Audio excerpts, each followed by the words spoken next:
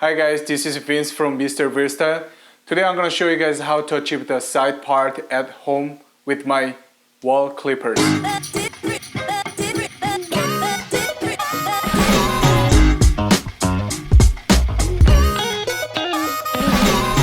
Before we start, I'm going to go ahead and wet my hair and comb through. And don't forget to apply oil to the blade.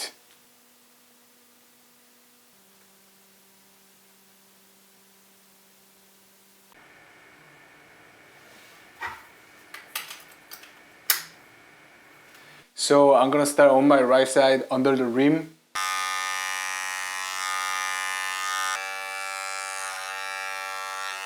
And now I'm gonna cut my left side with the same guide comb. And now I'm gonna continue on my back side. As for my rim part, I'm using the number 4 to blend it out.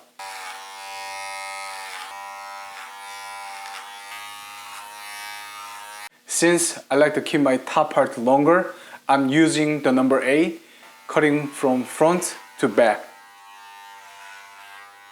And finally, to clean up the sides and back, I'm using the same clippers without the comb.